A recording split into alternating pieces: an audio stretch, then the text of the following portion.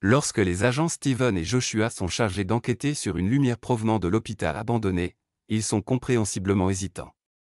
Avec du recul, peut-être auraient-ils dû refuser la mission, car ce qu'ils ont trouvé à l'intérieur les a tellement choqués qu'ils ont pris leur retraite dès le lendemain.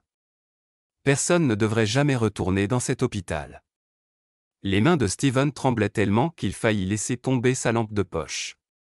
Il était seul, ayant perdu de vue Joshua il y a un moment. Ils n'auraient jamais dû se séparer. Comment ont-ils pu être aussi stupides? Mais maintenant, c'était à lui de résoudre ce mystère. Il se tenait devant la chambre de l'hôpital d'où venait la lumière. Steven avait envisagé à plusieurs reprises de faire demi-tour, mais il ne pouvait pas laisser Joshua derrière, et il était aussi trop curieux de savoir ce qui se passait dans cet endroit. Mais avant de commencer, appuyez sur le bouton « J'aime », abonnez-vous et activez les notifications pour ne pas manquer nos prochaines histoires. La soirée était censée être comme les autres, une patrouille de routine pour Steven et Joshua autour de la ville, le même parcours qu'ils faisaient plusieurs fois par semaine. C'était une route dite « sommeil », car rien ne se passait jamais ici. Une grande partie du trajet traversait des terrains industriels et de vieilles parties de la ville où de moins en moins de gens vivaient au fil des années. Le bâtiment le plus remarquable de la route était un vieil hôpital abandonné depuis au moins 6 ans après sa faillite. Steven et Joshua étaient déjà passés devant 2 fois ce soir-là alors qu'ils approchaient de la fin de leur service. Ils y prêtaient à peine attention, mais Steven aperçut quelque chose du coin de l'œil et ordonna immédiatement à Joshua de stopper la voiture. Par l'une des fenêtres de l'hôpital supposément abandonné, une lumière étrange semblait en sortir. Elle était assez faible, mais maintenant que la nuit tombait, elle était incontestable. Aucun des 2 agents n'avait jamais vu ça auparavant, alors ils appelèrent la station pour le signaler. On leur répondit que personne ne devait être dans l'hôpital et qu'ils devaient y aller pour vérifier, mais juste à 2, car aucun renfort n'était disponible à ce moment-là. Une partie de Steven regrettait déjà d'avoir signalé cela. L'hôpital était immense, et aucun des 2 n'avait idée de comment s'y repérer. De plus, lorsqu'il entrerait à l'intérieur, il ferait probablement noir comme un fourreau, mais ils avaient reçu la mission, donc ils n'avaient pas le choix. Joshua gara la voiture, puis les 2 agents commencèrent à escalader la clôture. Ils n'avaient pas de clé pour l'ouvrir, donc c'était la seule option. L'escalade fut beaucoup plus difficile que prévu. L'endroit était bien verrouillé, et toutes les entrées de l'hôpital l'étaient aussi. La seule solution que Steven et Joshua trouvèrent fut d'utiliser l'escalier de secours puis de grimper par les fenêtres brisées. Ils se demandèrent si quelqu'un était vraiment ici, quel accès il avait pu utiliser. Ils avaient d'abord prévu de rester ensemble pour leur recherche, mais ils se rendirent vite compte que cela prendrait probablement toute la nuit, et Joshua n'était pas prêt à faire cela. Alors, contre le jugement de Steven, ils se séparèrent pour couvrir plus de terrain. Ils restaient en contact par talkie-walkie, et cela se passa bien pendant la première heure. Ils réussirent à nettoyer les premiers quartiers de l'hôpital et ne trouvèrent aucun signe de présence depuis des années. Lorsque Steven tenta de joindre Joshua pour un compte-rendu, il n'entendit que des grésillements, puis, après un moment, cela cessa soudainement. Immédiatement après cela, quelque chose se produisit qui fit dresser les cheveux de Steven sur la nuque, un cri perçant résonna dans les couloirs vides de l'hôpital. Steven n'eut aucun doute, il venait de Joshua. Il commença à l'appeler, mais aucune réponse, juste un silence de mort. Steven se précipita rapidement dans une pièce et ferma la porte. Il appela la station pour leur raconter ce qui s'était passé. Ils enverraient des renforts dès que possible, mais étant donné que l'hôpital était relativement éloigné de la station, cela prendrait au moins une demi-heure avant leur arrivée. C'était bien trop long pour Steven, qui sait ce qui pourrait arriver à son partenaire en cette demi-heure. Il ne pouvait pas simplement se cacher ici et attendre. Chaque seconde perdue était une seconde de trop à ses yeux, alors Steven prit une grande inspiration et retourna dans le couloir. Il avait une idée générale de l'endroit où Joshua devait être lorsque la communication s'était coupée et qu'il avait entendu le cri. Arme en main, il se rendit à l'escalier et monta quelques étages pour arriver au niveau où Joshua était censé se trouver. En chemin, il aperçut de nombreuses empreintes de bottes sur la porte ouverte. Cela devait être l'œuvre de Joshua. Il était toujours assez brutal lors de ce genre d'opération. Steven était sur la bonne voie, et il ne tarda pas à trouver quelque chose. Lorsqu'il arriva à la réception de l'aile, il put immédiatement voir qu'il y avait eu une lutte ici et relativement récente, car de nombreux objets avaient été renversés, laissant des traces de poussière sur le bureau ou le sol. Puis il trouva la preuve finale, sur le sol se trouvait le talkie-walkie de Joshua, brisé en morceaux. Joshua était en danger, mais il y avait aussi quelque chose qui donna un peu d'espoir à Steven, à l'idée que les choses pourraient bien se terminer. Il avait rapidement vérifié autour de la zone de la lutte supposée et n'avait trouvé personne. Cela signifiait que celui ou celle qu'il avait rencontré l'avait soit pris, soit que Joshua était en train de poursuivre son agresseur. Mais maintenant, Joshua était un peu coincé, car Steven n'avait aucune idée de la direction où il était allé ou s'il avait été emmené. Il se souvint vaguement de l'endroit d'où venait la lumière qui les avait poussés à enquêter à l'origine. La réception était en fait un plan de l'hôpital. Steven le parcourut rapidement et découvrit que la lumière venait probablement de l'unité de soins intensifs. Ce n'était pas très loin d'où il était maintenant, et il n'avait aucune idée d'où chercher d'autres. Alors que Steven se dirigeait vers les soins intensifs, il remarqua qu'il n'y avait aucun signe évident de lutte ou de quelqu'un ayant été traîné dans les couloirs.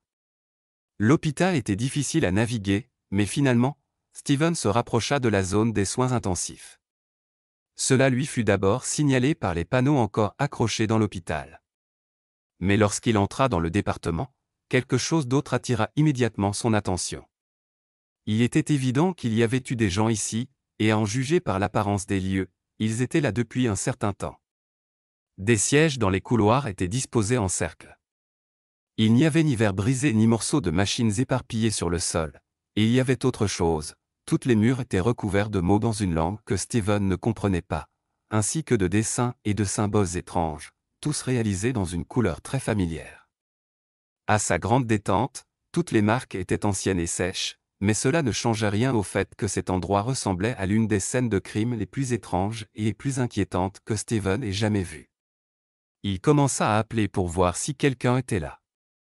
Après quelques tentatives, il comprit qu'il n'aurait pas de réponse. Si quelqu'un était là, il n'était pas pressé de se faire connaître. Steven était déçu, car il espérait vraiment entendre la voix de Joshua à nouveau. Il devait inspecter le reste du département. Il devait bien y avoir quelque chose qu'il pourrait trouver ici qui pourrait l'aider. Il commença à visiter les pièces une par une, mais elles semblaient toutes abandonnées et sombres. Mais Steven réussit à déterminer qu'il y avait probablement eu des gens qui dormaient ici récemment. Bien que tout le département fût aussi étrange que possible, rien ne parut utile à Steven. Il n'avait toujours aucune idée de ce que ces gens faisaient ici ni pourquoi ils n'étaient plus là. Il ne savait même pas d'où venait la lumière étrange. Lorsque Joshua sortit d'une des pièces sombres, il aperçut à nouveau quelque chose du coin de l'œil. La porte au bout du couloir avait une faible lumière qui s'échappait de dessous. Steven s'approcha lentement et silencieusement de la porte. Il essaya d'écouter pour savoir s'il pouvait entendre des voix provenant de cette direction, mais c'était toujours le silence total. Il devait ouvrir cette porte s'il voulait enfin trouver les réponses qu'il cherchait. Lorsqu'il toucha la poignée, il s'avéra que la porte était verrouillée, mais cela n'allait pas arrêter Steven, pas du tout. Il fit un pas en arrière, annonça sa présence et procéda à défoncer la porte avec force, en frappant juste sous la poignée. Il fut accueilli par une lumière vive qui clignotait. Il mit un moment à s'y habituer, mais il réalisa rapidement ce qu'il voyait. Un instant, cela le choqua tellement qu'il recula un peu. La pièce était pleine de bougies allumées qui gouttaient partout sur le sol. Les murs étaient couverts des mêmes mots rouges et symboles, mais cette fois il y en avait un de grand sur le sol. Il y avait un grand pentagramme peint au sol. Tout commença à avoir du sens. Les symboles sur les murs, les cercles, même le fait que tout cela se passait dans un hôpital. Les personnes qui avaient vécu ici étaient des adorateurs du diable.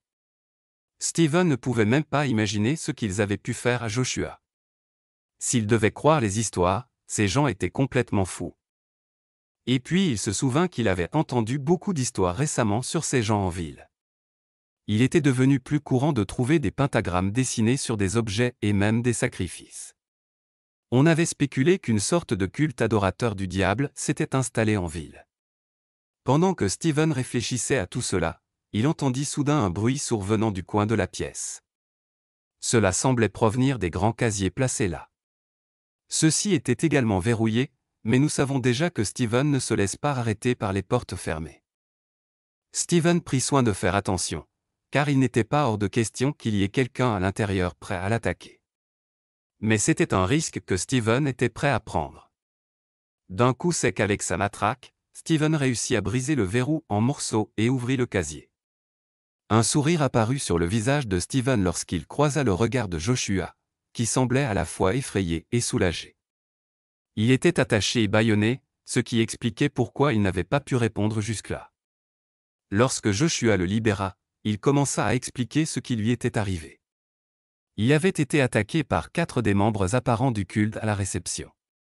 Il avait tenté de se défendre un moment, mais lorsqu'il se rendit compte que cela n'allait pas se finir en sa faveur, il décida de coopérer, et ils l'attachèrent et l'amenèrent ici. Il n'avait aucune idée de ce qu'ils comptaient faire de lui, mais il avait quelques idées. Heureusement, rien n'était arrivé, mais il devait retourner à la station de police aussi vite que possible pour signaler l'incident. Steven prenait quelques photos rapides de la scène comme preuve quand il entendit soudain un bourdonnement faible dans le couloir et des bruits de mouvement. Des gens approchaient. Ils devaient sortir de là maintenant. Ils se précipitèrent vers la fin du couloir, et alors ils entendirent un cri derrière eux. Ils se retournèrent et virent un groupe de personnes habillées de robes rouges et tenant des bougies. Ils se dirigeaient probablement vers Steven et Joshua. Le groupe d'adorateurs du diable s'arrêta un instant, puis tout l'enfer se déchaîna. Les membres du culte habillés en rouge commencèrent à courir derrière Steven et Joshua, qui fuyaient pour sauver leur vie. Tout ce qu'ils pouvaient penser, c'était descendre quelques étages et peut-être trouver une fenêtre pour s'enfuir. Ils finirent par trouver l'escalier que Steven avait utilisé pour monter, et en bas se trouvait une porte de sortie. Cette fois, la porte était ouverte, et ils réussirent à s'échapper. Avec toute l'adrénaline, ils parvinrent presque à sauter la clôture environnante et atteindre leur voiture. Il y eut des légions d'agents de police en quelques minutes, car ils avaient réagi instantanément lorsque Joshua appela pour signaler ce qui s'était passé. Ils arrivèrent à temps pour arrêter tous les membres du culte avant qu'ils ne prennent la fuite. Cette situation est toujours en développement, mais ce que nous savons, c'est que cette épreuve a eu un grand impact sur les 2 agents impliqués, Steven et Joshua. Ils décidèrent tous les 2 de prendre leur retraite dès le lendemain, ne voulant jamais revivre une telle expérience. L'hôpital abandonné est maintenant beaucoup plus surveillé pour éviter que d'autres personnes ne s'y introduisent et n'en fassent leur maison ou leur planque. Tous les vestiges de ces adorateurs du diable ont été nettoyés dans l'unité de soins intensifs, et la paix est enfin revenue en ville. Merci beaucoup de nous avoir regardés. Si vous avez aimé la vidéo, n'oubliez pas de liker, de vous abonner et d'activer la cloche de notification pour ne jamais manquer l'une de nos prochaines histoires effrayantes.